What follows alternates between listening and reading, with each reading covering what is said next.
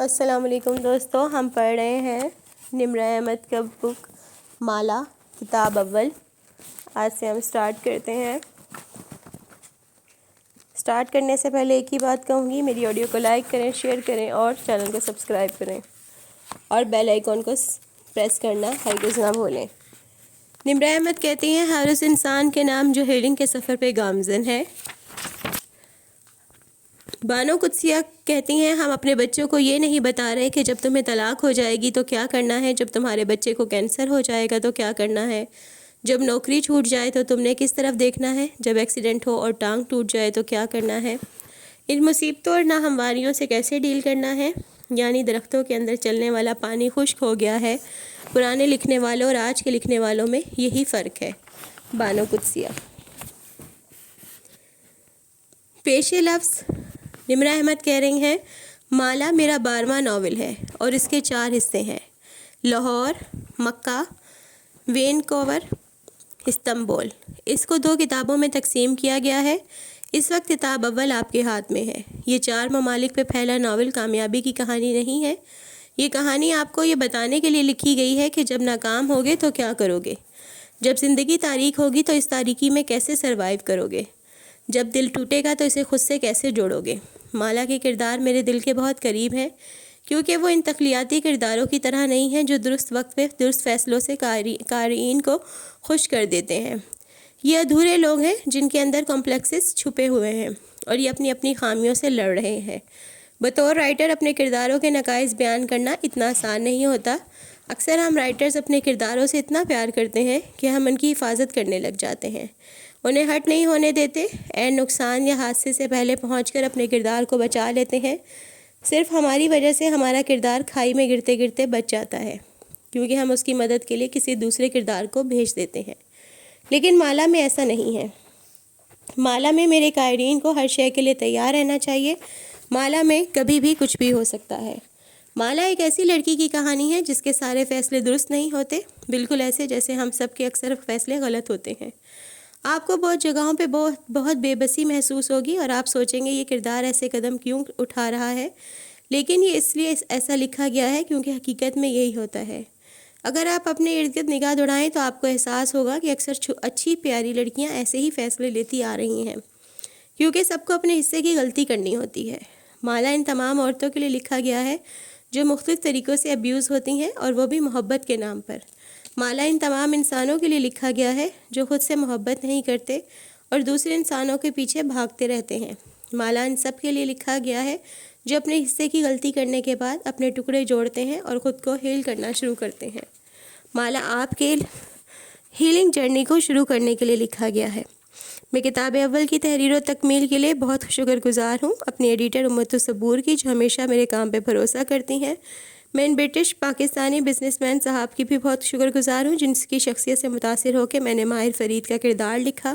یہ ان کی کہانی نہیں ہے، صرف کردار ان کی شخصیت پہ مبنی ہے اور ان کا نام بتانے کی مجھے اجازت نہیں ہے۔ میں شکریہ ادا کرنا چاہتی ہوں ایمر ارولوٹ کی آرکیٹیکچرل فرم کا، جو استنبول کی ایک بہت معروف آرکیٹیکچرل فرم ہے۔ ان کے ہیڈ آرکیٹیکٹ ایمرے بے نے نہ صرف بذات خود مالا لکھنے میں میری مدد کی، بلکہ اپنی بہترین کولیگ روہت سفر جولو کو بالخصوص میرے ساتھ نتھی کر دیا، اور روہت کی مدد کے بغیر میرے لیے لکھنا ناممکن تھا۔ میں بہت شکر گزار ہوں ان تمام راکی حضرات، بالخصوص قاری شفیق اور میرے حضرت صاحب کی، جنہوں نے مجھے روحانی دنیا سے متعارف کروایا اور سمجھایا کہ یہ سب کیسے ہوتا ہے۔ میں شکر گزار ہوں ان تمام جادوگروں کی بھی جنہوں نے میرے ساتھ اپنے بزنس کے سیکرٹس شیئر کیے اور اس ناول کو لکھنے میں میری مدد کی۔ باقی باتیں کتاب دوئم کے اختتام پر۔ نمرہ احمد، جولائی 2023، نیو یارک۔ حصہ اول، لاہور۔ تو چلیے سٹارٹ کرتے ہیں۔ باب نمبر 1۔ بس ایک کار کریش، کسی مرض کی تشخیص، ایک غیر متوقع فون کال، کوئی نیا دریافت شدہ عشق یا ایک ٹوٹا ہوا دل، بس اتنی سی دیر لگتی ہے ہمیں اور ایک بالکل مختلف انسان بننے میں۔ کتنی خوبصورتی سے نزاکت بھری ہے ہمارے اندر کہ یہ سب چیزیں بس ایک پل میں بدل ڈالتی ہیں اس حقیقت کو کہ ہم کون ہیں۔ Samuel decker Thompson. تاریخ تھی 5 اپریل، شہر تھا اسلام آباد کا اور وقت تھا صبح 8 بجے کا۔ ہماری کہانی ایک غیر متوقع فون کال سے شروع ہوتی ہے جو اس صبح کیف جمال کو موصول ہوئی۔ کیف ان دنوں ہر بے روزگار اور ناکام انٹرپرینیور کی طرح دن چڑھے سویا کرتا تھا اور دوپہر سے فجر تک کام کی تلاش میں لیپ ٹاپ کے سامنے بیٹھا کرتا تھا۔ اس وقت بھی وہ گہری نیند میں تھا جب گھنٹی بجی۔ اس نے سوئے ہوئے دماغ کے ساتھ فون کان سے لگایا۔ نمبر غیر شناسا تھا اور آواز خشک۔ کوئی ادھیڑ عمر آدمی تھا جو اسے بتا رہا تھا کہ اس کا باس جو حال ہی میں برطانیہ سے آیا ہے اس سے ملنا چاہتا ہے، اس کے پاس کیف کے لیے ایک جاب آفر ہے۔ کون ہے آپ کے باس؟ وہ جمائی روکتے ہوئے اٹھ بیٹھا، آنکھیں مسلی وقت دیکھا۔ ماہر فرید۔ مگر میں کسی ماہر فرید کو نہیں جانتا۔ جان جاؤ گے؟ ادھیڑ عمر آدمی نے کال کاٹ دی۔ قریباً 1.5 گھنٹے بعد کیف اوبر میں سوار اس لوکیشن کی طرف جا رہا تھا جو اس نامعلوم شخص نے بھیجی تھی۔ راستے میں اس نے گوگل کا سہارا لے کر ماہر فرید کو کھوجنا چاہا تو ویسے تو بہت سے لوگ ہوتے ہیں اس نام کے، لیکن انگلینڈ سے تعلق رکھنے والا ماہر فرید اسے ایک ہی ملا۔ اس کا کوئی سوشل میڈیا اکاؤنٹ نہیں تھا، بس ایک فیس بک گروپ اس کا تذکرہ نظر آیا جو کہ اس کی کاؤنٹی کے چند رہائشیوں کے کمنٹس کی شکل میں تھا۔ کیف دلچسپی سے پڑھے گیا۔ معلوم ہوتا تھا کہ ماہر فرید کسی معروف کاروباری شخصیت کا بیٹا تھا اور اس کو کوئی ذہنی عارضہ لاحق تھا۔ چند برس قبل اس کے ماں باپ نے اسے ذہنی امراض کے ایک انسٹیٹیوشن میں داخل کروایا تھا۔ وہ ایک مدت وہاں زیر علاج رہا تھا۔ یہاں تک پڑھ کے کیف کا دل عجیب ہونے لگا، لیکن اگلی معلومات زیادہ چونکا دینے والی تھیں۔ کسی نے گوسپ کے انداز میں لکھا تھا کہ جن دنوں ماہر زیر علاج تھا اس کے باپ نے ماہر کو اپنی جائیداد سے بے دخل کرنے کا اعلان کر دیا تھا اور وہ سب کچھ اپنی بیٹی کے نام چھوڑنا چاہتے تھے۔ ابھی وصیت کی قانونی شکل نہیں دی گئی تھی جب ایک کار کریش میں اس کے والد کا انتقال ہو گیا۔ ان کی وفات کے بعد ماہر کی ماں اور بہن ملک چھوڑ کے چلے گئے اور نہ جانے کیسے، لیکن ماہر فرید کے ڈاکٹرز نے اسے کلیئر قرار دے کر ڈسچارج کر دیا۔ یوں وہ واپس اپنے گھر آ گیا اور یقیناً اب وہ اپنے ماں باپ کے تمام اثاثوں کا مالک تھا۔ یہ خبر 2 برس پرانی تھی۔ کیف نے مزید سرچ کرنا چاہا، لیکن اس کے علاوہ انٹرنیٹ پہ اس شخص کا کوئی نام و نشان نہ تھا۔ ہوٹل آ چکا تھا، یہی ملاقات طے کی گئی تھی۔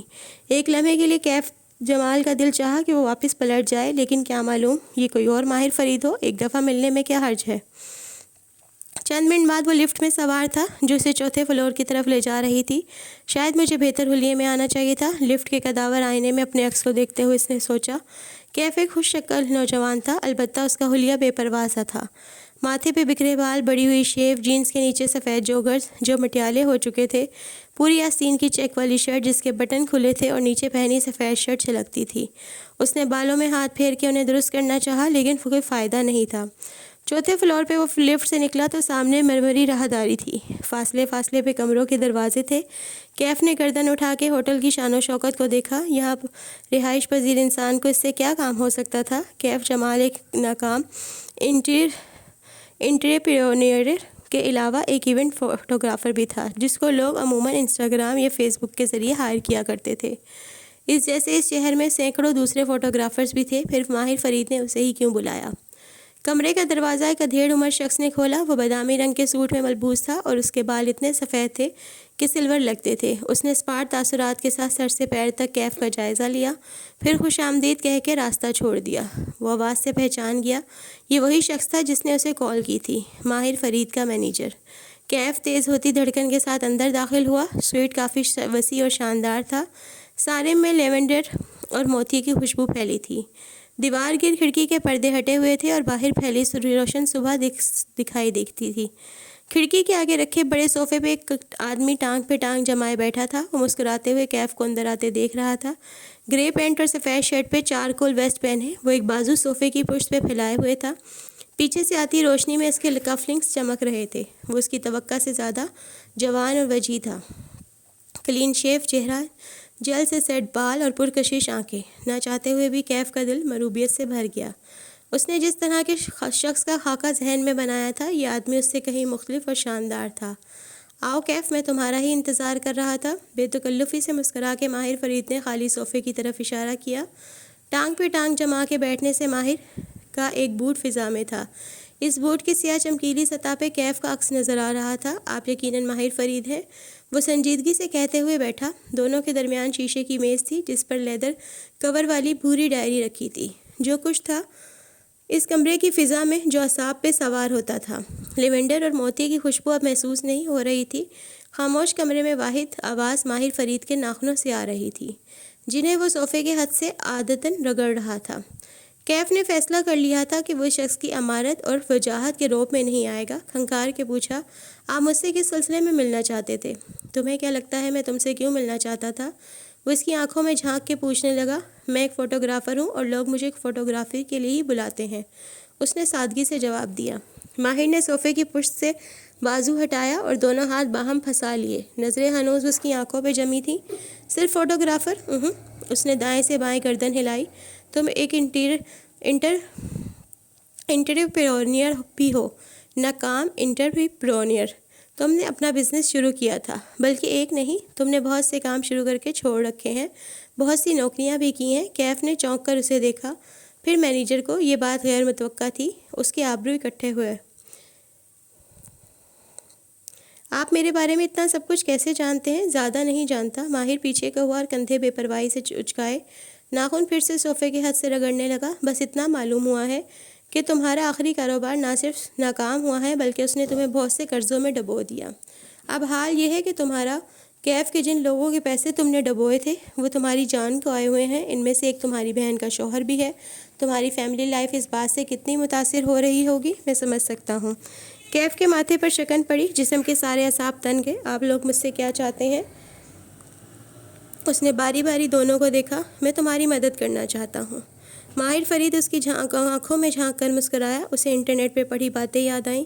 کیا یہ کسی سائیکوپیتھ کی آنکھیں تھیں؟ کیسے؟ وہ پوچھنا چاہتا تھا کیوں، لیکن منہ سے کیسے پھسل گیا۔ کیا وہ مدد کے لیے اتنا بےتاب تھا؟ میرے پاس تمہارے لیے ایک جاب ہے۔ کیف کے اندر کسی نے سرگوشی کی۔ ابھی بھی وقت ہے، یہاں سے بھاگ جاؤ کیف، ورنہ تم کسی مصیبت میں پھنس جاؤ گے۔ لیکن وہ بھاگ نہیں سکا، مجبوریوں نے اس کے قدم زنجیر کر رکھے تھے۔ اسے اس پراسرار شخص کی آفر سننی تھی۔ اگر تم چند ماہ تک کے میرے لیے کام کرو تو میں تمہارے سارے قرضے بھی اتروا دوں گا۔ اگر تم دوبارہ کاروبار کرنا چاہو تو اس کو سیٹ کرنے میں تمہاری مدد بھی کروں گا۔ یہ میرے لیے کچھ مشکل نہیں ہے۔ اتنا تو تم میرے بارے میں جان چکے ہوگے۔ اس کے لہجے کی ہمدردی بھی کیف کو مصنوعی لگی۔ کچھ ناقابل اعتبار سا تھا اس شخص کے بارے میں۔ مجھے کیا کرنا ہوگا؟ ماہر فرید کے چہرے پر بھرپور مسکراہٹ آ گئی۔ اس نے ایک گہری سانس باہر کو خارج کی۔ بالآخر اس نے میز پر رکھی بھورے لیدر کی ڈائری اٹھائی، 2 انگلیوں سے ڈائری کے اندر سے ایک تصویر نکالی اور سامنے رکھی۔ کیف نے نظریں جھکا کے دیکھا۔ وہ ایک لڑکی کی تصویر تھی، چہرے کا کلوز اپ۔ وہ مسکرا رہی تھی، اس کی آنکھیں سبز تھیں اور بھورے بال ڈھیلے جوڑے میں بندھے تھے۔ وہ ایک بے داغ شفاف سا چہرہ تھا۔ ایسے چہرے انسان ہر روز نہیں دیکھتا۔ تم اس لڑکی کو جانتے ہو؟ کیف نے نفی میں گردن ہلائی۔ یہ تمہاری کزن صفورہ کی دوست ہے۔ اوکے، کیف نے الجھ کے اسے دیکھا۔ صفورہ اس کی امیر سیکنڈ کزن تھی۔ مہینوں بعد اس سے ملاقات ہوا کرتی اور اس میں بھی صفورہ اس کو اسٹیبلش ہونے کے لیکچرز دیتی تھی۔ تنگ آ کر اس نے صفورہ کی فیملی سے ملنا ہی چھوڑ رکھا تھا۔ صفورہ نے اپنی اس دوست تصویر اٹھا کے دکھائی کو 2-3 دفعہ سیکیورٹی گارڈز رکھوا کے دیے ہیں، لیکن اس لڑکی کے پاس زیادہ دن تک کوئی گارڈ نہیں ٹکتا۔ پچھلے ہفتے اس نے پھر صفورہ سے کوئی قابل بھروسہ گارڈ ڈھونڈنے کے لیے کہا ہے۔ سفید بالوں والا مینیجر اس دوران باری باری دونوں کو دیکھ رہا تھا، جیسے ٹینس کے میچ میں گیند کا نظروں سے تعاقب کر رہا ہو۔ اوکے، کیف ابھی تک سمجھ نہیں پا رہا تھا۔ تم اپنی کزن صفورہ سے کہو گے کہ وہ اس لڑکی سے تمہاری سفارش کرے، تمہیں اس کے پاس گارڈ کی جاب دلوا دے۔ ویسے بھی تم نے چند برس پہلے ایک سیکیورٹی کمپنی میں 2 ماہ کے لیے کام کیا تھا، تمہارے پاس تجربہ بھی ہے اور ضرورت بھی ہے۔ مجھے امید ہے صفورہ تمہیں انکار نہیں کرے گی۔ تصویر رکھی اور مسکرا کے کندھے اچکائے۔ بس اتنا سا کام ہے۔ بالآخر معاملہ کیف کی سمجھ میں آنے لگا۔ آپ چاہتے ہیں کہ میں صفورہ کی دوست کا گارڈ بن جاؤں، اس کا اعتماد حاصل کروں، مگر کیوں؟ ماہر فرید کی مسکراہٹ غائب ہوئی، چہرے پر سختی در آئی۔ ایسے کاموں میں کیوں نہیں پوچھتے، کام کی قیمت پوچھتے ہیں۔ آبرو اٹھا کے سرد لہجے میں تنبیہ کی۔ چند لمحے کے لیے سٹنگ روم میں سناٹا چھا گیا۔ ساری خوشبوئیں مر گئیں، بس صرف ایک احساس یرغمالی تھا۔ دیکھیں، وہ قدرے دھیمے لہجے میں بولا، مجھے اتنا تو بتائیں کہ مجھے اس کے پاس جاب کر کے کرنا کیا ہے، میرا مقصد کیا ہوگا؟ میں کوئی برا انسان نہیں ہوں، ٹھیک ہے میرے مسئلے ہیں، لیکن میں کچھ غلط نہیں کرنا چاہتا۔ ماہر فرید نے بدمزہ ہو کے مینیجر کو دیکھا۔ بہت بولتا ہے یہ۔ مینیجر نے ہلکے سے شانے اچکا دیے، پھر کوٹ کی جیب سے ایک پرچی نکال کے کیف کے سامنے رکھی۔ اس پر ایک رقم درج تھی۔ کیف نے رقم کے ہندسے پڑھے، پھر صفر گنے۔ 1 بار 2 بار اس کی آنکھیں تعجب سے پھیلیں۔ نظریں اٹھا کے تذبذب سے ماہر کو دیکھا۔ بدلے میں آپ کیا چاہتے ہیں؟ اتنے پیسے کوئی نیک کام کے لیے نہیں دیا کرتا کیف، وہ سپاٹ سے انداز میں بولا۔ کیف نے پرچی پر درج رقم دوبارہ پڑھی، پھر سر جھکا دیا، اتنا کہ تھوڑی سینے سے لگنے لگی۔ کسی لڑکی کا گارڈ بننے کا مطلب ہے سائے کی طرح اس کے ساتھ رہنا، اس پر نظر رکھنا، اس کو نقصان پہنچانا، یہ مجھ سے نہیں ہوگا۔ سر ہنوز جھکا ہوا تھا۔ ماہر فرید کچھ دیر اس کے جھکے سر کو دیکھتا رہا، پھر وہ اٹھا اور ٹائی کی نوٹ ڈھیلی کی۔ کیف نے چہرہ اٹھا کے اسے دیکھا۔ وہ صوفے کے پیچھے چلا گیا اور کھڑکی کے سامنے چکر کاٹنے لگا، دائیں سے بائیں پینڈولم کی طرح۔ وہ جیسے کچھ سوچ رہا تھا، پھر قدم روک کے دور بیٹھے کیف کو دیکھا۔ ٹھیک ہے، نہ مانو میری بات، پھر کیا کرو گے؟ اس کی آواز میں نرمی تھی، جیسے سمجھا رہا ہو۔ کاروبار میں نقصان اور قرضوں نے تمہاری سوشل لائف ختم کر کے رکھ دی ہے۔ مرد کا معاشی طور پر اسٹیبلش نہ ہونا اس کی عزت آدھی کر دیتا ہے، وہ لوگوں سے ملنا چھوڑ دیتا ہے، لاؤنج لیزرڈ بن جاتا ہے، گھر سے نہیں نکلتا، اور نکلتا ہے تو ایسے جوتے پہن کے۔ کیف نے جھونک کر اپنے جوتوں کو دیکھا، سفید جوکر سب مٹیالے ہو چکے تھے۔ اس نے پیر قدرے پیچھے کیے، لیکن وہ ان کو چھپا نہیں سکتا تھا۔ دوسری طرف میری آفر ہے۔ ماہر فرید واپس اس کے سامنے آ کے بیٹھا۔ میرے لیے صرف 2 ماہ کام کرو، صرف 2 ماہ، اور صرف ساتھ اپنی فوٹوگرافی جاری رکھو۔ اپنا نیا بزنس پلان کرو، 2 ماہ ختم ہوتے ہی تمہارا بزنس خود سیٹ کروا دوں گا۔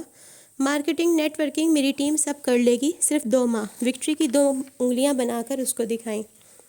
آپ اپنا کام کسی سے بھی کروا سکتے ہیں، پھر میں ہی کیوں؟ ماہر فرید پیچھے ہوا اور ٹانگ پہ ٹانگ جمائی۔ اب کہ وہ بولا تو آواز میں برہمی تھی۔ تم میرا کام کرو گے یا نہیں؟ کیف جمال کا چہرہ ہلکا سا سرخ ہوا۔ او، آپ جلدی میں ہیں؟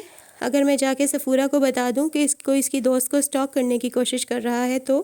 وہ کیف کو چند ثانیے دیکھتا رہا، پھر ایک دم ہنس پڑا اور نفی میں سر ہلایا۔ تم یہ نہیں کرو گے۔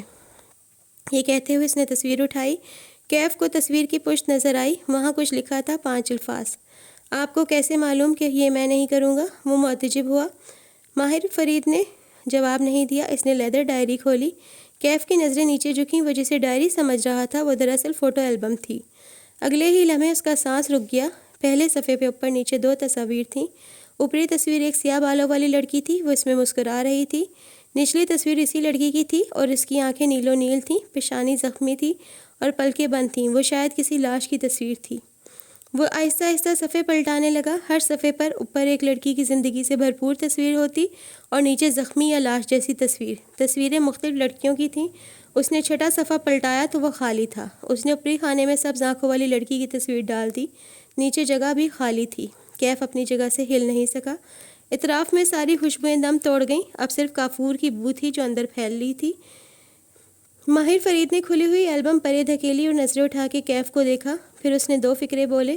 وہ 2 فقرے اس کی ساری گفتگو پہ بھاری تھے۔ کیف جمال نے رکی ہوئی سانس خارج کی، پرچی پہ لکھے صفر گنے، پھر یہ اس کے قرضے اتارنے کے لیے کافی تھے۔ پھر ان 2 فقروں کے بعد اس کے پاس انکار کی گنجائش نہیں تھی، صرف 2 ماہ کے لیے وہ یہ کام کر سکتا تھا۔ میں تیار ہوں۔ ماہر فرید مسکرایا، گڈ بوائے، پھر مینیجر کو اشارہ کیا۔ اس نے جیب سے ایک پھولا ہوا لفافہ نکال کر کیف کے سامنے رکھا۔ یہ کام کے علاوہ ہے، صرف اس لیے کہ تم نئے جوتے خرید سکو۔ آئندہ کسی ورک میٹنگ پہ ایسے جوتے پہن کر مت آنا۔ نرمی سے تنبیہ کی۔ اب تم جاؤ، مالک تم سے خود رابطہ کر لے گا۔ سفید بالوں کی طرف اشارہ کیا۔ کیف نے ایک ملامتی نظر اس پہ ڈالی، پیکٹ اٹھایا اور وہاں سے اٹھ گیا۔ مجھے اس لڑکے پہ اعتبار نہیں ہے ماہر۔ اس کے جاتے ہی مالک ناخوشی سے بولا۔ اعتبار تو مجھے تم پہ بھی نہیں ہے، لیکن ہم ساتھ کام کر رہے ہیں نا، وہ عام سے لہجے میں کہتے ہوئے اٹھا اور کھڑکی کے سامنے جا کھڑا ہوا۔ دوپہر کی سنہری روشنی سیدھی اس کے چہرے پہ پڑنے لگی۔ ماہر نے آنکھیں بند کر لیں۔ ماہر، مینیجر نے پکارا۔ اختتام کے سفر پہ نکلنے والے کو چاہیے کہ 2 قبریں کھودے، ایک دشمن کی اور ایک خود اپنی۔ یہ کانفیوکس نے کہا تھا، اور جانتے ہو اسے کیا چیز قبر تک لے گئی تھی؟ اپنے بیٹوں کی موت کا غم۔ آنکھیں بند کیے وہ کہہ رہا تھا، سردی سرگوشی میں موت سے بڑا کوئی غم نہیں ہے مالک۔ میز پر البم یوں ہی کھلا رکھا تھا۔ مالک نے تعصب سے نفی میں سر ہلایا، پھر ہاتھ بڑھا کے چھٹا صفحہ پلٹایا تو سبز آنکھوں والی لڑکی کی تصویر کی پشت دکھائی دینے لگی۔ وہاں اردو میں لکھا تھا، حور جہاں کی بیٹی کشمالہ۔ تو دوستو، یہ تھی آج کی ایپیسوڈ۔ امید کرتی ہوں آپ کو پسند آئی ہوگی۔ آپ کو اگر میری آڈیو اچھی لگی ہے تو اسے لائک کریں، شیئر کریں، چینل کو سبسکرائب کریں۔ اللہ حافظ، کل پھر ملیں گے دوستو۔ یہ میں رات کو اپلوڈ کروں گی اور صبح میں اسے پرائیویٹ کر دوں گی تاکہ مجھے دوبارہ کوئی کاپی رائٹ نہ آئے۔ تو کائنڈلی آپ لوگوں نے اپلوڈ کرنا ہو، سننا ہو تو رات میں سنیے گا۔